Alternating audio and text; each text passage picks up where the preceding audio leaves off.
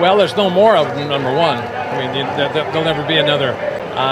This is kind of like Fantasyland here, too. I mean, I don't know if this is the real world or not. They tried to warn us about Boyd Coddington, his rise, struggles, and the empire behind American Hot Rod. Secrets revealed, drama unfolds, lessons are learned. Join us as we dive deep. Early warnings, cracks, and why nobody listened. Boyd Coddington stood tall as a custom car king, shaping a generation of hot rod lovers with his signature style and unmatched vision. When American Hot Rod aired, it showed him as the man behind the machine, the face of speed, shine, and master craftsmanship. But for those who were paying attention, there were warnings, sharp, loud, and early. Yet, no one listened. From the first season of American Hot Rod, things didn't quite sit right.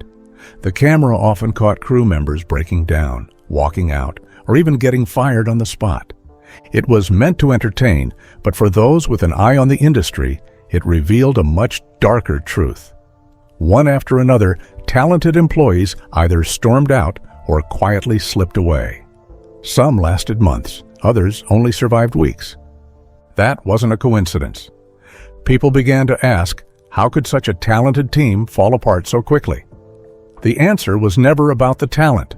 It was the pressure, the intense, non-stop demand that drained even the best in the shop. Boyd's obsession with perfection wasn't the problem. It was how that perfection was demanded. Initially, American Hot Rod was praised for providing the world with an inside look at custom car building. But behind the builds and between the frames, there was trouble. Projects had tight deadlines that left no room for breathing. Tempers went high. Miscommunication spread like wildfire. One little mistake could cost someone their job. And it did, often. What many didn't realize was that these warning signs weren't just for the show.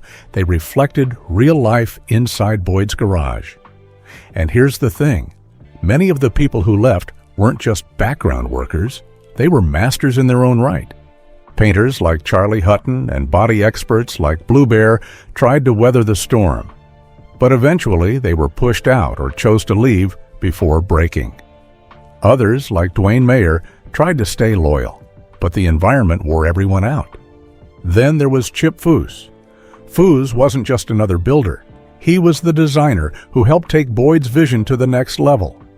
But when he left the shop, everything changed. Their friendship fell apart, and Boyd saw Foose's departure as a betrayal. Fans would later learn that behind the scenes, there had been tension growing for a long time. Chip wanted creative freedom, something that felt impossible under Boyd's tough control. It was no surprise that once Chip left, others followed him. And who could blame them? Foose created a different kind of shop, a place where creativity didn't come at the cost of peace. As he gained fame through overhauling, people started to compare him. The contrast was hard to ignore. While Boyd's team suffered under the weight of the show, Chip's team thrived. You could almost hear the industry whisper, "We told you so." But viewers at home stayed glued to the screen. The fast builds, the shouting matches, the sharp turns in every episode. It was something viewers were glued to.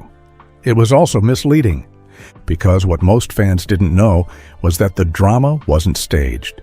It was real. Real deadlines, real battles, real burnout. And it was costing more than just employee zeal to work. It was eating away at Boyd's reputation.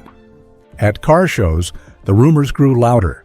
Other builders started to avoid business with Boyd's crew. Clients began asking more questions.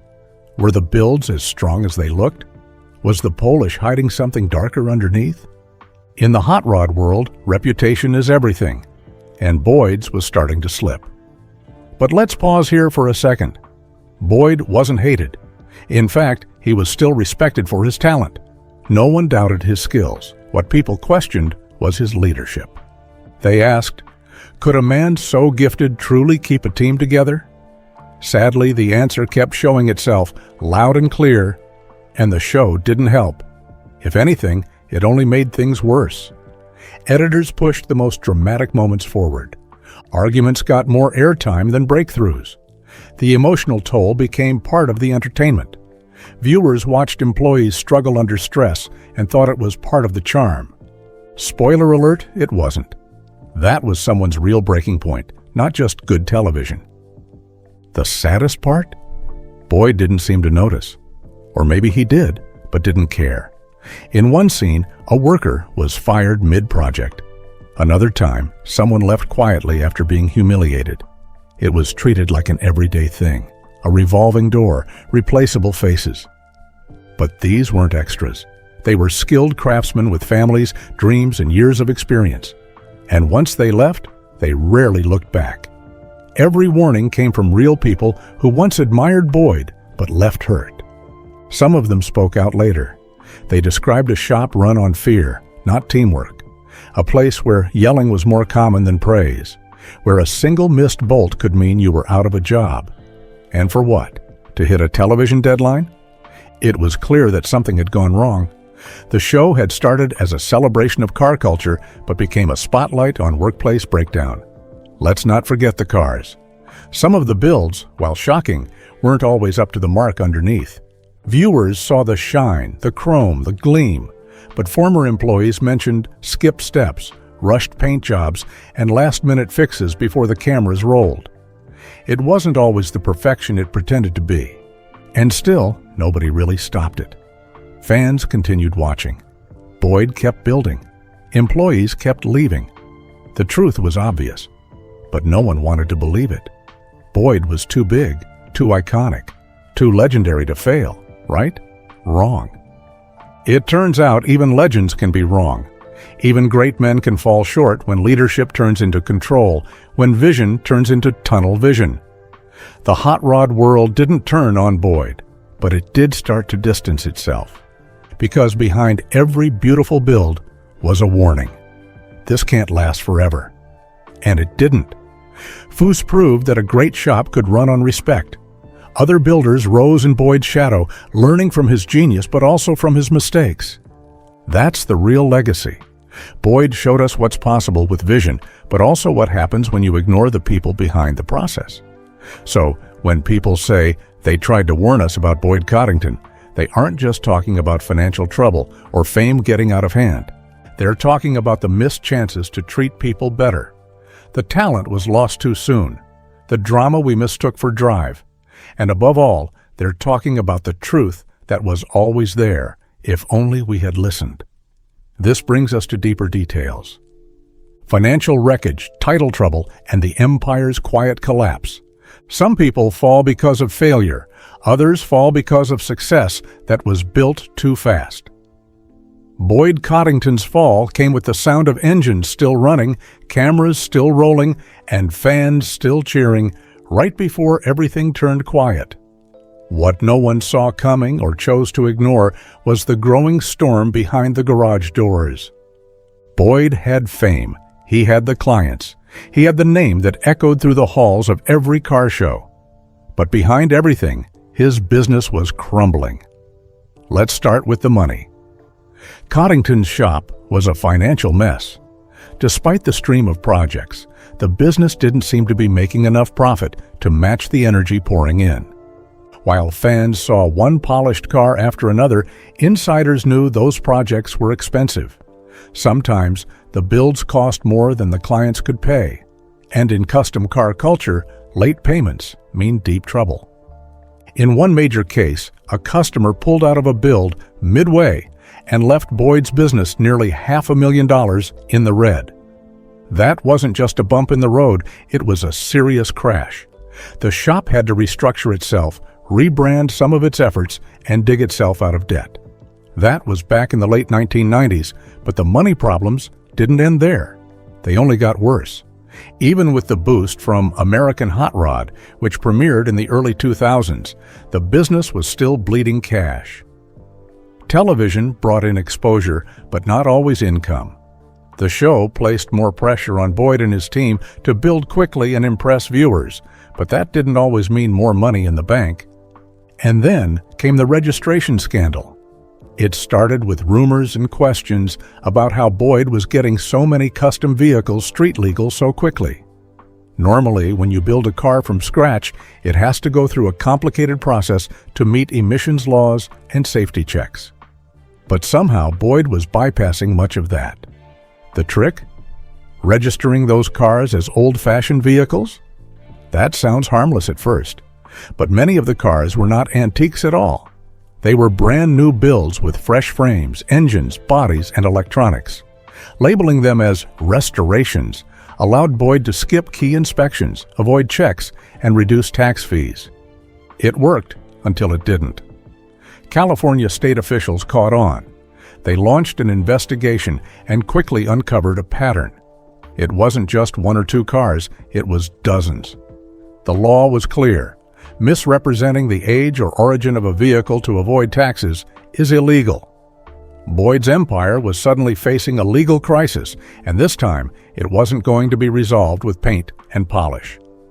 Boyd eventually pleaded guilty to a misdemeanor charge. The sentence was not extreme, community service and a fine of a few $1,000s, but the damage was far more than legal. His name was stained and trust was touched. Longtime clients began to question his ethics. And for a man who built his brand on precision and pride, that loss of trust was like a cracked glass. It didn't always show from the outside, but it ruined everything beneath. Let's not forget what that meant for the team either. Morale in the shop dropped. Some of the crew felt betrayed. Others worried that their work might be associated with fraud. And while the show kept airing new episodes, the mood behind the scenes was far from fun. Another issue that affected the business was timing. Projects piled up. Schedules got tighter. Mistakes increased. Several customers began complaining that their cars were either delayed or delivered in less than perfect condition. For a business that used to be praised for its flawless craftsmanship, this was a red flag waving right in front of everyone. But instead of slowing down and fixing the core problems, the shop tried to power through. Bad idea. More pressure was added. Employees became overwhelmed. Tools were rushed. Communication failed. And right in the middle of all of it, Boyd remained the face of the company, smiling for cameras and appearing at events while the structure beneath him bent under the weight of stress. Outside observers, especially people in the hot rod industry, saw what was happening. They warned that the business model wasn't sustainable. The builds were too complex for the pace. The show was too dramatic for real productivity. The money wasn't being managed carefully. But those warnings, once again, went unheard. Then came the inevitable, American Hot Rod's cancellation. After 5 seasons, the network pulled the plug. Publicly, it seemed like a simple end to a reality series. But for Boyd's business, it was a sentence. The show had kept the brand alive and had kept the shop in the spotlight. Without the cameras, the project slowed, and this also affected the income. And the final blow? The shop officially shut down in June of 2008, just months after Boyd passed away. The empire that once stood as a symbol of hot rod glory was now silent. But Boyd's business wasn't the only one to crash in this fashion. The FSD Hot Rod Ranch, another big name in the custom car world, went through a nearly identical collapse years later. Financial stress, mounting debt, and overpromising builds led to bankruptcy, lawsuits, and closed doors. It's a repeating story in the custom car industry, a story that starts with passion but ends with paperwork, missed payments, and empty garages. Why does this keep happening? One reason is the gap between creativity and business. Builders like Boyd are artists. They see cars as canvases, engines as sculptures, and bodywork as expression. But running a shop requires budgets, schedules, payroll, and compliance. When those two worlds collide, the results can be explosive. And if you don't surround yourself with strong managers and advisors, the creative fire can burn down the entire structure.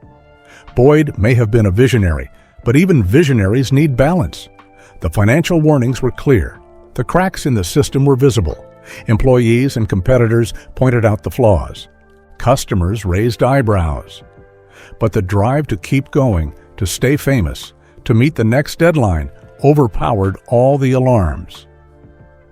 At times, even suppliers and partners expressed concern. Late payments, shifting delivery dates, rush orders. These are the kinds of signs that every business expert knows to watch for. But inside the shop, the focus stayed on the cars, not the costs.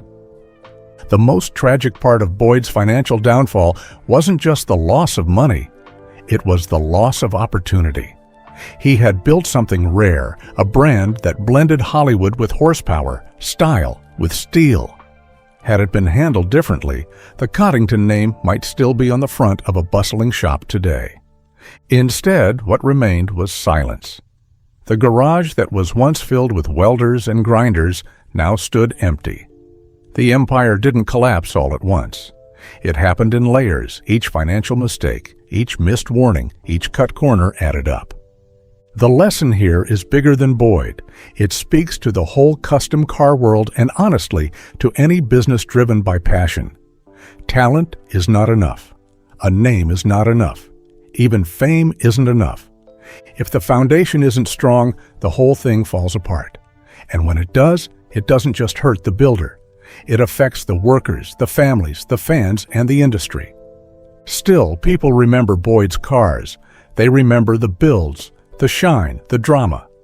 But those who worked alongside him remember something else too. The financial fear, the confusion, the fear of keeping up with a system that was running on fumes. And just like that, the legend ran out of gas. As things settled from the financial troubles and legal battles of Boyd Coddington's empire, the real story shifted to what happened inside his shop, the lives and struggles of the people who built the legendary cars and the fallout that followed.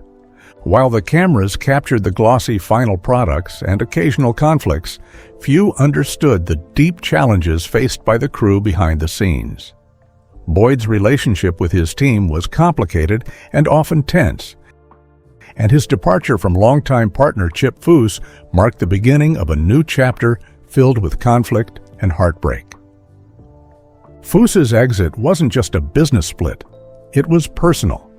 Once a trusted partner and creative force, Foose left to build his own legacy, taking much of Boyd's top talent with him.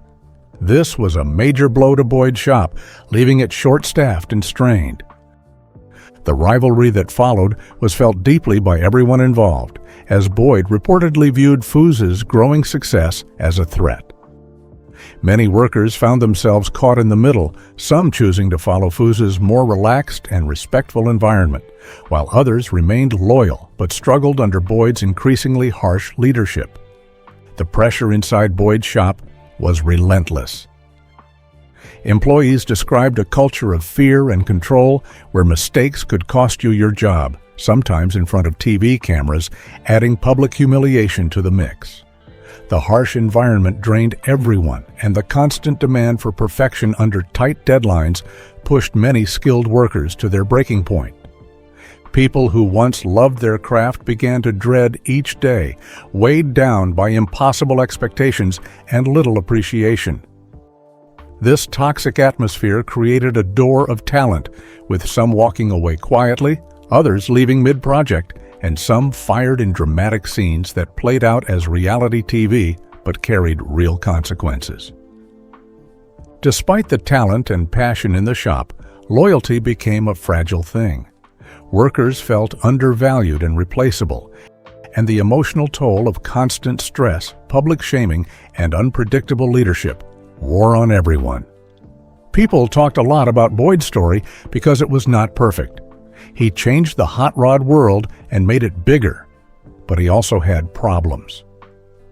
Because of Boyd's story, many people in the hot rod world started to care more about how workers feel. They realize that when workers are scared or unhappy, the work gets worse. So, they try to make shops safer and kinder places where people want to come every day. They learned that respect and good work go together. Even with all the problems, Boyd's name still means a lot. His cars are still famous and loved. Collectors look for his cars, and new builders learn from his style. His work lives on in the world of hot rods. Boyd's life teaches us something important. It shows that having a great idea is not enough. You need to take care of the people who help make that idea real. A good leader listens, respects, and supports the team. Success is about more than money or fame. It's about the people who build the dream. Boyd's story also showed how TV can help or hurt. His show made hot rods popular, but sometimes the cameras made workers' problems look like drama for fun. This taught the industry to be careful about how reality TV shows treat workers. Real people have feelings, and their struggles are not just entertainment. The show American Hot Rod brought hot rodding to many people who never knew about it. It made people excited about custom cars and showed the hard work behind them. But it also showed the stress and battles that can happen when you work under pressure. After Boyd's sudden passing in 2008, his widow, Jo Coddington, took on the role of protecting his legacy. Jo Coddington was a key figure on American Hot Rod, known for keeping things running smoothly at Boyd Coddington's shop. As general manager, she oversaw all business operations, from managing the collectibles and consignment shops to handling legal matters like contracts and licensing. Her strong leadership style and serious approach helped her manage the team and maintain order in the shop. She wasn't just behind the scenes. Jo was at the heart of everything, earning respect for her no-nonsense attitude and dedication. She worked to keep his memory alive in the hot rod community, balancing the harsh realities of the business with the undeniable impact Boyd had on car culture. Jo's efforts helped remind fans and industry insiders alike that Boyd was more than the conflicts shown on TV. He was a visionary who changed hot rodding forever, even if his methods were sometimes bad. Jo has worked hard to keep his memory alive. She helps people remember who Boyd was, not just the boss, but a man who loved cars and worked hard. She helps keep his story alive through shows and events so that new fans can learn about him. The question many fans asked after the show ended was, where did all the crew go? Some stayed in the industry, working with Foos or starting their shops. Others chose to leave the spotlight entirely, worn down by years of pressure and drama. Many carried a bittersweet memory of their time with Boyd, proud of the amazing cars they built, but aware of the cost they paid. Many of Boyd's former workers used what they saw in his shop to build better workplaces. They started their own shops with kinder bosses and better teamwork. These new builders remember that a happy team builds better cars. They want to keep the passion alive, but in a healthy way. What the audience never fully saw was the human side of this story. The show highlighted drama and tension for entertainment, but behind the scenes were real people dealing with stress, fear, and heartbreak. Some employees felt they were used for ratings, their struggles broadcast for viewers, while little was done to improve working conditions. The emotional and mental battle was often ignored, leaving wounds that linger long after the cameras stopped rolling and Boyd had passed.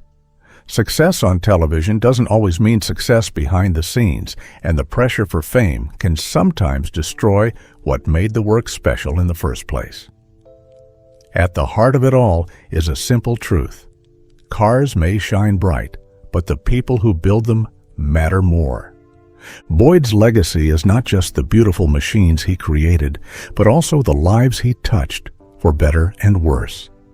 His story warns us never to forget the human side of passion, or the cost of ignoring the warnings that were there all along. Even though Boyd was gone, his story and the lessons from his life stayed alive in the hot rod world. The community around custom cars had to think about both the good things Boyd did and the problems that came with his success. One big lesson was about balancing love for building cars with running a good business. He showed that without good management, problems grow fast. Many shops today try to learn from Boyd's mistakes. They want to keep the art alive, but make sure the people working there are treated well and not overworked or scared. In the end, Boyd's story is a lesson for everyone who wants to build something great. It tells us to listen to warnings early, take care of our teams, and remember that hard work and respect go hand in hand. The cars Boyd built will keep turning heads for years. But the biggest part of his legacy is the lesson that passion must come with care for both the work and the people who do it. If we remember that, the hot rod world will keep growing, learning, and building better than ever before.